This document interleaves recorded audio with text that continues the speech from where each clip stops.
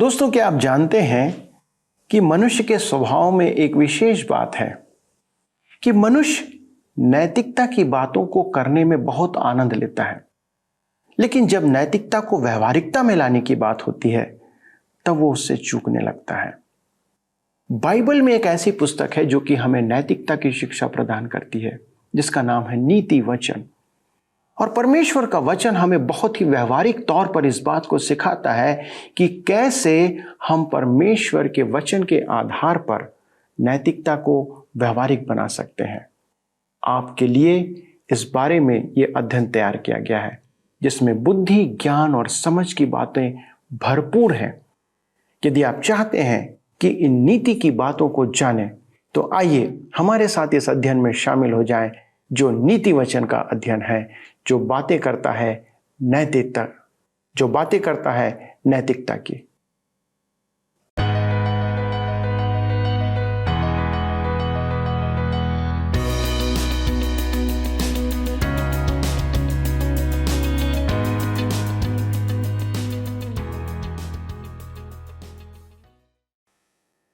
नमस्कार दोस्तों, आपके अपने पसंदीदा कार्यक्रम सत्य वचन में आपका स्वागत है, जो आपके जीवन का एक अभिन्न अंग बन चुका है। यह TWR की प्रस्तुति है, जो आपके आत्मिक जीवन के उत्थान के लिए प्रसारित किया जाता है। आशा है आप सभी सुरक्षित हैं और परमेश्वर की आशीषों में बढ़ रहे हैं। दोस्तों, पिछले सप्ताह हमने इफिसियों की पत्री का अध्ययन समाप्त किया था और आज से हम एक नई पुस्तक का अध्ययन आरंभ करने जा रहे हैं। यह एक ऐसी पुस्तक है जिसे हर एक मसीही कभी न कभी पढ़ता ही है। इसके वचन हमें आत्मिक शांति प्रदान करते हैं। इस पुस्तक के वचन हमें जीवन के प्रत्येक पड़ाव और परिस्थिति में शिक्षा प्रदान कर मानसिक शांति भी देते हैं। जी हाँ, नैतिकता के वचनों से परिपूर्ण यह पुस्तक है नीति वचन, जिसका लेखक सुलेमान है और इसे बुद्धि के वचन भी कहा गया है। और मुझे पूरा विश्वास है कि यह अध्ययन आपको एक नए आत्मिक स्तर पर ले जाएगा, क्योंकि आपने अब तक इस पुस्तक को जिस दृष्टिकोण से पढ़ा है वैसे नहीं, अब आप उसके एक संदर्भ में अध्ययन करेंगे। शायद आपको यह अनुमान नहीं होगा कि नीति वचन की पुस्तक बाइबल के प्रत्येक नायक के विषय में कुछ ना कुछ कहती है। अध्ययन के दौरान हम कुछ की चर्चा करेंगे, बाकी के बारे में आप स्वयं जानने का प्रयास करें कि यह किसके संदर्भ में लिखी गई है। बाइबल की यह नीति वचन की पुस्तक संसार की सर्वोच्च नैतिक शिक्षा का संकलन है, जिससे किसी भी मनुष्य को चूकना नहीं चाहिए। इसे प्रकट करने का अपना ही एक तरीका है या अंदाज है, जिसमें किसी शिक्षा के उपयोग के लाभ और अनुपयोग के हानि को बहुधा एक साथ प्रकट किया गया है। तो चलिए आपकी उत्सुकता को समाप्त करता हूं और नीति वचन के इस बेमेल अध्ययन को आरंभ करते हैं। आइए अपने अध्ययन को आरंभ करें।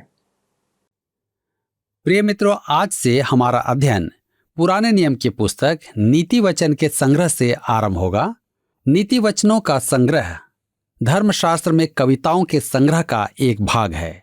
अय्यूब, भजन संहिता, नीति वचन, सबोपदेशक, श्रेष्ठ गीत आदि सब कविताओं के संग्रह के वर्ग में ही आते हैं। ये सब इब्रानी भाषा की कविताएं हैं। सुलेमान इन कविता संग्रह में 3 पुस्तकों का रचयिता है: नीति वचन, सबोपदेशक और श्रेष्ठ गीत। नीति वचनों का संग्रह बुद्धि के वचनों की पुस्तक है, सबोपदेशक मूर्खता की पुस्तक है और श्रेष्ठ गीत प्रेम संबंधों की पुस्तक है। प्रेम, बुद्धि और मूर्खता के मध्य का आनंद है। सुलेमान इन तीनों विषयों का विशेषज्ञ था। पहले राजाओं की पुस्तक 4 अध्याय उसके 32 पद में लिखा है, उसने 3000 नीति वचन कहे और उसके 1005 गीत भी हैं। हमारे पास तो उसके 1005 गीतों में से एक ही गीत है और नीति वचन भी बहुत कम है। पहले राजाओं की पुस्तक 4 अध्याय उसके 33 और 34 पद में उसके नीति वचनों के विषयों का भी उल्लेख किया गया है। फिर उसने लबानोन के देवदारुओं से लेकर भीत में से उगते हुए जूफा तक के सब पेड़ों की चर्चा की और पशुओं, पक्षियों और रेंगने वाले जंतुओं और मछलियों की चर्चा की। और देश देश के लोग सब राजाओं की ओर से जिन्होंने सुलेमान की कीर्ति सुनी थी, उसकी बुद्धि की बातें सुने आया करते थे। मेरे मित्रों, नीति वचनों में हम सुलेमान की बुद्धि की बातें पढ़ते हैं। नीति वचन एक कहावत है जो किसी सत्य विशेष को सीधा और संक्षिप्त एवं सारगर्भित प्रकट करती है। नीति वचन को समझने के लिए हम आसान वाक्य में कह सकते हैं, यह सत्य का प्रकाशन है। यह एक दर्शन शास्त्र है जो अनुभव और आचरण के नियमों पर आधारित है। नीति वचन को सदाचार व्यक्त करने वाला वाक्य, कहावत, पुरानी लोकोक्ति, उपमान्य आदि भी कहा गया है। इसका मुख्य पद अध्याय 1 में है। नीति वचन एक अध्याय उसके 7 पद में लिखा है, यहोवा का भय मानना बुद्धि का मूल है। बुद्धि और शिक्षा को मूढ़ ही लोग तुच्छ जानते हैं। प्राचीन पूर्वी देश नीति वचनों का स्रोत रहे हैं। यह भी हो सकता है कि सुलेमान ने अनेक नीति वचन अन्य स्रोतों से एकत्र किए थे। सुलेमान उन सब का संपादक और कुछ का लेखक था। इसका अर्थ है कि हमारे पास नीति वचनों का जो प्रेरित संग्रह है वह या तो सुलेमान का है या अन्य स्रोतों से है, परंतु परमेश्वर ने उन पर अपनी मुहर लगाई है, जैसा हम आगे चल करके देखेंगे। डॉक्टर थटेल और अन्य विचारकों ने ध्यान दिया कि नीति वचनों में द्वितीय पुरुष सर्वनाम तृतीय पुरुष हुआ है। अतः उनका कहना है कि वे नीति वचन जो द्वितीय पुरुष में हैं, सुलेमान के गुरुओं ने उसे सिखाए थे, और जो नीति वचन तृतीय पुरुष में हैं, वे सुलेमान के द्वारा लिखे नीति वचन हैं। ध्यान दीजिए, नीति वचनों संग्रह के नीति वचनों और अन्य लेखों के नीति वचनों में अंतर है। यूनानी विद्वान नीति वचन रचने में अद्वितीय थे, विशेष करके ज्ञानवादी कवि। मैंने यूनानी भाषा कॉलेज में पढ़ी थी और फिर सेमिनरी में उसे दोहराना। मेरे अध्ययन में ज्ञानवादी कवियों की कविताएं थी। यूनानी भाषा में वे अति स्पष्ट रूप से कहते थे, क्योंकि वे अधिकतर शब्दों से खेलना जानते हैं। मेरे विचार में हमें नीति वचनों की पुस्तकों की पुस्तक के गुण और लक्षणों पर ध्यान देना अति महत्वपूर्ण है। आइए हम देखें। पहली बात, नीति वचन विज्ञान से रहित कथन और अनुचित विचार प्रकट नहीं करते हैं। उदाहरण के लिए नीति वचन 4 देखें। 4:23 में लिखा है, सबसे अधिक अपने मन की रक्षा कर, क्योंकि जीवन का मूल स्रोत वही है। यह एक असामान्य उक्ति है, क्योंकि 2700 वर्ष बाद हार्वे ने यह पता लगाया कि रक्त शरीर में प्रवाहित होता है और हृदय उसे चलाता है। इसके विपरीत एक अप्रमाणित पुस्तक जिसका नाम बरनबास की पत्री में फिनीवर्ष चिड़िया का उल्लेख है, जिसने आग में आत्मदाह किया और पुनर्जीवित हुई। इस प्रकार की कहानी नीति वचन में और न ही बाइबल में कहीं पाई जाती है। यह विचित्र बात है कि यह प्राचीन पुस्तक सैकड़ों विज्ञान संबंधित नीति वचन प्रस्तुत करती है और उनमें से एक भी आज विज्ञान विरोधी नहीं है। इससे ही प्रत्येक बुद्धिमान मनुष्य को सचेत हो जाना चाहिए कि नीति वचन परमेश्वर प्रेरित पुस्तक है। दूसरी बात हम देखते हैं, नीति वचन ऊंचे स्तर की नैतिक शिक्षा की पुस्तक है। आप इसमें एक भी अनैतिक शिक्षा नहीं पाएंगे। जस्टिन मार्टियर ने कहा था कि सुकरात प्रभु यीशु से पहले ही विश्वासी हो गया था, जो निस्संदेह असंभव है। उसके अनुयायी कहते हैं कि वह नैतिकता के ऊंचे विचारों को प्रकट करता था। सुकरात वेश्याओं को प्रकट करता था।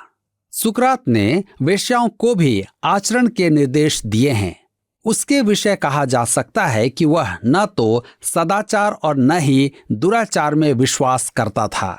तीसरी बात देखते हैं, नीति वचन एक दूसरे का खंडन नहीं करते हैं, जबकि मनुष्य के नीति वचन एक दूसरे का विरोध करते हैं। उदाहरण के लिए, कूदने से पूर्व सावधान, और जो डर गया वह मर गया। मनुष्य बिन मूल्य चुकाए कुछ नहीं पाता और जीवन की सर्वोत्तम वस्तुएं निर्मूल होती हैं। लुढ़कते पत्थर पर काई नहीं जमती और अंडों पर बैठी मुर्गी मोटी नहीं होती है। मनुष्य की कहावतों में विषमता का कारण है, विचारों में विविधता, परंतु नीति वचन की पुस्तक में विषमता नहीं है, क्योंकि वह परमेश्वर की प्रेरणा से रचे गए हैं। मेरे मित्रों, नीति वचन क्रमवार व्यवस्था से रहित संग्रह है, परंतु कुछ विचारकों का मानना है कि वे एक कहानी सुनाते हैं जिसे हम अपने अध्ययन में देखेंगे। यह एक ऐसे युवक की कहानी है जो जीवन में कदम रख रहा है। उसका पहला पाठ है नीति वचन 1 अध्याय उसके 7 पद, और यही इस पुस्तक का मुख्य विचार है। आइए पढ़ें। नीति वचन 1 उसके 7 पद। लिखा है, यहोवा का भय मानना बुद्धि का मूल है। बुद्धि और शिक्षा को मूढ़ ही लोग तुच्छ जानते हैं। नीति वचन के इस संग्रह में जो परामर्श दिया गया है वह सब युगों के लिए है, चाहे पुराने नियम के मनुष्य हो या नए नियम के, पुराने यरूशलेम के या नए यरूशलेम के। इसके तथ्य आज भी सत्यता से पूर्ण है। यह हर एक के लिए एक अति उत्तम पुस्तक है। अब कोई यह आपत्ति उठाएगा कि इसमें सुसमाचार से संबंधित कुछ भी नहीं है। 1 मिनट रुकिए, इसमें सुसमाचार से संबंधित बातें भी हैं। इस पुस्तक में जिसकी बुद्धि प्रकट है वह प्रभु यीशु मसीह की अपेक्षा अन्य कोई नहीं है। यह पुस्तक खिचड़ी या आज संबंधित बातों का संग्रह नहीं है। जी हाँ, यह पुस्तक सुबोध है, जबकि इसमें कर्म और व्यवस्था नहीं है। सुलेमान ने अपनी ही शिक्षा के विषय में कहा है, सवोपदेशक 12 अध्याय उसके 9 पद में, उपदेशक जो बुद्धिमान था वह प्रजा को ज्ञान भी सिखाता रहा और ध्यान लगाकर और पूछ पाछ करके बहुत से नीति वचन कर्म से रखता था। आपकी रुचि का यहाँ एक विचार है। नीति वचन में बाइबल के प्रत्येक नायक का विवरण है। मैं कुछ का नाम बताता हूँ, शेष को पहचानने का आनंद आप प्राप्त करें। आप यह भी देखेंगे कि कोई न कोई नीति वचन आपके मित्रों या जानकारों पर उचित बैठता है, परंतु आप उनसे यह न कहें। हम में से हर एक के लिए उपयुक्त नीति वचन इसमें है। इसके अध्ययन में हमें अच्छा लगेगा। डॉक्टर गबलिन ने नीति वचनों की साहित्यिक रचना का विश्लेषण किया है। इन नीति वचनों का साहित्यिक रूप 2-2 पंक्तियों का है, जिसकी दोनों पंक्तियां परस्पर संबंधित हैं, जिसे इब्रानी भाषा की कविता में सादृश्यता कहते हैं। इब्रानी कविता में हमारी कविताओं के समान लय नहीं होती है। यह सादृश्यता 3 प्रकार की है। पहला है पर्याप्त सादृश्यता, अर्थात पहली पंक्तियों में जो कहा गया है वही विचार दूसरी पंक्ति में है। उदाहरण के लिए नीति वचन 19 उसके 29 पद में देखते हैं, ठट्ठा करने वालों के लिए दंड ठहराया जाता है और मूर्खों की पीठ के लिए कोड़े हैं। विषम सादृश्यता पहली पंक्तियों में प्रकट, दूसरी पंक्ति में विपरीत सत्य द्वारा पुष्ट किया जाता है। उदाहरण के लिए नीति वचन 13 के 9 में देखें, धर्मियों की ज्योति आनंद के साथ रहती है, परंतु दुष्टों का दिया बुझ जाता है। यहां आप देख सकते हैं कि दूसरी पंक्ति में सत्य वही है, परंतु उसका प्रस्तुतिकरण नकारात्मक रूप से किया गया है। दूसरी बात हम देखते हैं सामाजिक सादृश्यता। इसमें दूसरी पंक्ति पहली पंक्ति का विचार विकसित करती है। उदाहरण के लिए नीति वचन 20 उसके 2 में लिखा है, राजा का भय दिखाना सिंह का गरजना है, जो उस पर रोष करता वह अपने प्राण का अपराधी होता है। मेरे मित्रों, इसी के साथ अब हम आगे बढ़ते हैं अध्याय 1 में। हम पुराने नियम से नीति वचन की पुस्तक का अध्ययन आरंभ करने जा रहे हैं और आपको यह अध्ययन रोमांचकारी नहीं लगेगा, परंतु यह वास्तव में रोमांचकारी ही है। मैं आशा करता हूं कि कदम से कदम मिलाकर चलें, क्योंकि इसमें हम में से प्रत्येक के लिए संदेश है। यह विशेष करके युवकों के लिए है। परंतु युवतियों के लिए भी उपयोगी है, जो उस समय प्रश्नों के उत्तर खोजते थे। मैं चाहता हूं कि अध्ययन के आरंभ ही में आप एक बात पर ध्यान दें कि यह कर्म रहित लेखा नहीं है। इनमें एक विशेष संदेश है। मैं अनेकों को जानता हूं जो सोचते हैं कि हम कहीं से भी नीति वचन चुनकर काम में ले सकते हैं। मेरे विचार में ऐसा करने में कोई बुराई नहीं है, परंतु जब हम किसी नीति वचन को अलग करके देखते हैं तो हमें उसे उसके संदर्भ से वंचित नहीं करना चाहिए। हीरा अपने स्थान पर ही अच्छा लगता है और नीति वचन अपनी पुस्तक में ही पूर्ण अर्थ रखते हैं। कुछ लोगों में नीति वचनों को पढ़ना एक मानसिकता बन गई है। किसी ने कहा, मुझे शब्दकोश पढ़ना अच्छा लगता है, परंतु उसमें कहानियां बहुत छोटी होती हैं।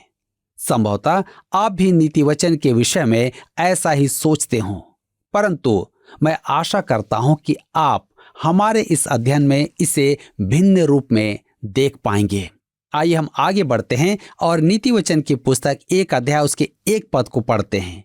यहां पर लिखा है, दाऊद के पुत्र इस्राएल के राजा सुलेमान के नीति वचन। इस पद से सुलेमान लेखक सिद्ध होता है, परंतु स्पष्ट है कि सुलेमान ने अन्य स्रोतों से भी नीति वचन का संग्रह किया था। वह सब नीति वचनों का संपादक था, परंतु कुछ नीति वचन उसने स्वयं लिखे थे। यह भी कहा गया है कि उसने इस पुस्तक में दिए गए नीति वचनों से कहीं अधिक नीति वचन लिखे हैं। इस पुस्तक का प्रथम भाग बुद्धि और मूर्खता की तुलना है। इसे हम अध्याय 1 से 9 में पाते हैं। युवक घर में है और जीवन में कदम रख रहा है। युवक जीवन में कदम रखता है तो परमेश्वर उसे निर्देश देता है। आइए हम पढ़ें नीति वचन 1 अध्याय उसके 1 और 2 पद। लिखा है, इनके द्वारा पढ़ने वाला बुद्धि और शिक्षा प्राप्त करे और समझ की बातें समझे और काम करने में प्रवीणता और धर्म, न्याय और सिधाई की शिक्षा पाए, कि भोलों को चतुराई और जवान को ज्ञान और विवेक मिले। मेरे मित्रों, इस अंश में 10 शब्द काम में लिए गए हैं जो एक दूसरे के पर्यायवाची शब्द प्रतीत होते हैं। वे निस्संदेह परस्पर संबंधित हैं, परंतु वे एक ही अर्थ नहीं रखते हैं। मैं प्रत्येक शब्द पर ध्यान देना चाहता हूं। वे ना तो पर्यायवाची शब्द हैं और न ही प्रभावी आरंभ के लिए काम में लिए गए हैं। हमें बताया गया है कि परमेश्वर के वचन का प्रत्येक शब्द खरा है। अतः आइए हम उन्हें देखें। बुद्धि का अर्थ क्या है? धर्मशास्त्र में बुद्धि का अर्थ है ज्ञान के सदुपयोग की क्षमता। केवल इस पुस्तक में बुद्धि शब्द 37 बार आया है। बाइबल में यह शब्द एक अत्यधिक महत्वपूर्ण शब्द है। इसका अर्थ है ज्ञान का सदुपयोग। ऐसे अनेक हैं जिनमें ज्ञान की कमी नहीं है, पर उनमें बुद्धि की कमी है। वे अपने ज्ञान का सदुपयोग नहीं कर पाते हैं। मैं यहाँ एक बात और कहना चाहता हूँ। पुराने नियम में बुद्धि से अभिप्राय वही है जो नए नियम में विश्वासी के लिए यीशु मसीह से है। पहला कुरिन्थियों की पत्री 1 अध्याय उसके 30 पद में पौलुस लिखता है, परंतु उसी की ओर से तुम मसीह यीशु में हो, जो परमेश्वर की ओर से हमारे लिए ज्ञान ठहरा, अर्थात धर्म और पवित्रता और छुटकारा। यहां ध्यान दीजिए कि ज्ञान प्रथम है। आज विश्वासियों के लिए प्रभु यीशु को ग्रहण करना। हम फिलिपियों की पत्री 3 अध्याय उसके 10 पद में देखते हैं, जहां पर पौलुस अपनी लालसा प्रकट करता है।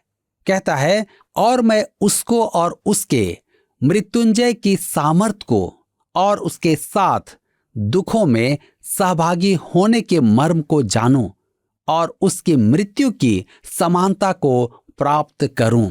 ध्यान दीजिए कि मैं उसे जानूं। प्रभु यीशु को जानने की यह लालसा हमें अभिभूत कर ले। हमें इसकी अत्यधिक आवश्यकता है। अतः ज्ञान, बुद्धि प्रभु यीशु है। बुद्धि हमारे ज्ञान के सदुपयोग को मूर्ख बनाना नहीं है, यह बुद्धिमान व्यक्ति बनना है। मैंने एक कार के पीछे लिखा देखा, बुद्धिमान मनुष्य परमेश्वर की खोज करते हैं। मेरे मित्रों, भले ही आप कुशाग्र बुद्धि के ना हो, परंतु मसीह को ग्रहण करके उसे जानकर आपको बुद्धि प्राप्त होती है। शिक्षा, नीति वचनों में शिक्षा शब्द 26 बार काम में आया है। कहीं कहीं इसी इब्रानी शब्द का अनुवाद ताड़ना किया गया है। यह एक रोचक बात है। नीति वचन 13:24 में सुने, जो बेटे पर छड़ी नहीं चलाता वह उसका बैरी है, परंतु जो उससे प्रेम रखता वह यत्न से उसको शिक्षा देता है। यहाँ शिक्षा देने का अर्थ है अनुशासन सिखाना। आज यह सत्य भुलाया जा चुका है। आज का हमारा समाज परमेश्वर के वचन से सुसंगत नहीं है। कहा जाता है कि अपराधियों को जेल में अनुशासन सिखाया जाता है और उनका जीवन सुधारा जाता है। परमेश्वर के वचन के अनुसार यह अपराधियों के साथ किया जाने वाला व्यवहार नहीं है। बाइबल में उनका न्याय और दंड की व्यवस्था है। इसके अतिरिक्त अन्य कोई प्रावधान नहीं है। दूसरी ओर, जब आप अपने पुत्र को अनुशासन सिखाते हैं तो वह उसके निर्देशन का एक भाग है। आपका उद्देश्य उसे दंड देना नहीं है। आप उसकी ताड़ना तो करते हैं, परंतु अनुशासन के अधीन उसे शिक्षा देते हैं। हम प्रायः सुनते हैं, उस बच्चे को दंड की आवश्यकता है, परंतु उसकी ताड़ना करना दंड देना नहीं है। आप भी अपने बच्चे को ताड़ना करते हैं। आप ऐसा क्यों करते हैं? उसे दंड देने के लिए नहीं, उसे अनुशासन द्वारा शिक्षा देने के लिए। हमारे उद्देश्य निरुद्देश्य हो गए हैं। हम अपराधियों को अनुशासित करते हैं और अपने बच्चों को दंड देते हैं। हमें परमेश्वर के उद्देश्य को अपनाना है। आज हमारे स्कूल शिक्षा की नई विधि का पालन करते हैं। अनुशासन द्वारा शिक्षा देने की पुरानी विधि के बारे में आपका क्या विचार है? वह तो अब है ही नहीं। मेरे विचार में ताड़ना घर में और स्कूल में अत्यधिक आवश्यक है। किसी ने एक पिता से पूछा, क्या आप अपने बच्चों की पिटाई करते हैं? पिता ने उत्तर दिया, केवल आत्मरक्षा के लिए। आज ऐसा ही है। बच्चे माता पिता का लालन पालन कर रहे हैं। वे माता पिता को अनुशासन सिखा रहे हैं और उन्हें बता रहे हैं कि उन्हें क्या करना है। मैंने हाल ही में एक युवक के बारे में सुना कि वह अपने माता पिता को सिखाता था कि उन्हें कैसा होना चाहिए और क्या करना चाहिए। यह युवक जमानत पर छोड़ा गया अपराधी था। मेरे विचार में उसे माता पिता के निर्देशों की आवश्यकता थी, परंतु उसके द्वारा नहीं। उन्हें अपने पुत्र को अनुशासन सिखाने के निर्देशों की आवश्यकता थी, वरन वर्षों पूर्व उन्हें यह सिखाना था। शिक्षा का अर्थ है अनुशासनाधीन शिक्षा ग्रहण करना। परमेश्वर हमारा स्वर्गीय पिता इस विधि में सर्वोत्तम है। मेरे विचार में मैंने उससे बहुत शिक्षा पाई है। जब वह मुझे ताड़ना के लिए ले गया, उसकी ये शिक्षाएं अति प्रभावी थी।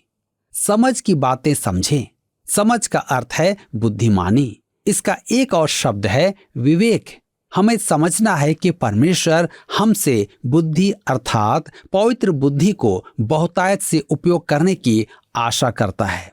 मेरे मित्रों, क्या आज आप उस पवित्र बुद्धि को उपयोग में लेते हैं? क्या आप अपने बच्चों को सही शिक्षा देने के लिए ताड़ना देते हैं? आज इस पर अवश्य ही विचार करें। परमेश्वर आज के इस वचन के द्वारा आप सबको आशीष दे। मित्रों, आपने अनुमान लगा लिया होगा कि जब नीति वचन का परिचय इतना लुभावना है तो पूरा अध्ययन कितना संतुष्टि देने वाला होगा। परमेश्वर का भय ही इस पुस्तक का केंद्र है। वैसे तो पूरी बाइबल का केंद्र भी यही है कि हम परमेश्वर का भय माने। परमेश्वर का भय और उसके डर में अंतर है दोस्तों। डर स्वयं की हानि से संदर्भ रखता है, पर भय लाभ से। डर हमें किसी से दूर ले जाता है, पर भय भरोसा दिलाता है। डर हमें विरोधी बनाता है, पर भय हमें आदर करने को बाध्य करता है। यदि हमारे अंदर परमेश्वर का भय ना हो तो हम किसी प्रकार उस पर भरोसा नहीं कर सकते। पहला यूहन्ना 4 अध्याय उसके 18 पद में वचन कहता है, प्रेम में भय नहीं होता, वरन सिद्ध प्रेम भय को दूर करता है। परमेश्वर का भय हमें आज्ञाकारी बनाता है और आज्ञाकारिता हमें प्रेम करने को प्रोत्साहित करती है। यह भय हमें बुद्धि प्रदान करती है। संसार आज बुद्धि, ज्ञान, समझ, इंटेलिजेंस, आर्टिफिशियल इंटेलिजेंस के पीछे भाग रहा है, पर उसका स्रोत परमेश्वर का वचन है। दोस्तों, आइए परमेश्वर को उसके इन वचनों के लिए धन्यवाद दें। प्रार्थना करें कि यह अध्ययन हमारे लिए एक ऐसा अध्ययन हो जो हमारे जीवन की सोच और विचार को बदल दे। आइए प्रार्थना करें। हमारे स्वर्गीय पिता परमेश्वर, प्रभु, आपका वचन हमारे लिए दीपक के समान है। धन्यवाद देते हैं प्रभु इस नए दीपक के अध्ययन के लिए, इस नीति वचन के अध्ययन के लिए, जिसके द्वारा प्रभु आप अनेक भेदों को हमारे सामने प्रकट करने जा रहे हैं। पिता, हम धन्यवाद देते हैं कि आपने अपने लोगों को उपयोग किया और ऐसे अद्भुत वचनों को हमारे हाथों में आज दिया है। हमारी प्रार्थना है पिता कि हमारे जितने भी दर्शक हमारे साथ शामिल हैं, वे इसके किसी भी अंक से चूकने ना पाए, परंतु वे निरंतर इन अध्ययन में शामिल होते हुए इन शिक्षाओं को ग्रहण करें। प्रभु, हमारे जीवन के ऐसे अनेक क्षेत्र हैं जहां पर इन शिक्षाओं की आवश्यकता है। नैतिकता की बातें हैं, पारिवारिक संबंधों की बातें हैं, परमेश्वर आपके साथ संबंध की बातें हैं, अपने मित्रों के साथ संबंध की बातें हैं, हमारे आदतों की बातें हैं, किस बात को करना है, किस कार्य को नहीं करना है, ऐसी बातें हैं। और इन बातों में प्रभु हम उलझे रहते हैं। कई बार हमारे सामने विकल्प होते हैं, परंतु चुनाव करने का हमारे पास मन नहीं होता कि हम किस बात का चुनाव करें।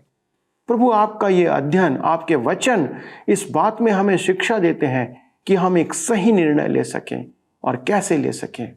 इसलिए पिता, हम आपको धन्यवाद देते हैं और प्रार्थना करते हैं कि इन अध्ययनों के द्वारा आप हमारी सहायता करें। धन्यवाद के साथ इस विनती को प्रभु यीशु मसीह के नाम से मांगते हैं, आमीन। दोस्तों, अगले प्रसारण में हम इस अध्ययन को आगे बढ़ाएंगे। जी हाँ, इस अध्ययन के संदर्भ में यदि आपके पास कोई प्रश्न है तो आप उसे हमारे पास भेज सकते हैं। आपके प्रार्थना निवेदन भी आप हमारे पास भेज सकते हैं ताकि हम आपके लिए प्रार्थना करते रहें। अगले प्रसारण में निश्चित तौर पर हमारे साथ शामिल होइएगा। तब तक परमेश्वर आपको अपनी आशीष में बनाए रखे। पिछले प्रश्न का उत्तर है डी, मसीह यीशु। इफिसियों अध्याय 6 पद 14 से 18 में वर्णित हथियार हमारे कवच हैं जो मसीह यीशु का प्रतीक हैं। आज के अध्ययन पर आधारित प्रश्न है, हमारे अध्ययन के अनुसार बुद्धि का अर्थ है खाली स्थान। ए, समझदारी का कार्य, बी, अधिक पढ़ा लिखा मनुष्य, सी, ज्ञान के सदुपयोग की क्षमता, डी, सबसे बुद्धिमान मनुष्य। मित्रों, इस प्रश्न का उत्तर हमें कल सुबह 6 बजे से पहले विकल्प ए, बी, सी या डी के साथ अपना नाम, पता, स्थान के साथ 9651433397 पर SMS या WhatsApp करें। सभी विजेताओं को विशेष पुरस्कार प्रदान किए जाएंगे। धन्यवाद। क्या आपको यह कार्यक्रम पसंद आया? अभी हमें एक मिस कॉल करें और आप अगले विजेता हो सकते हैं।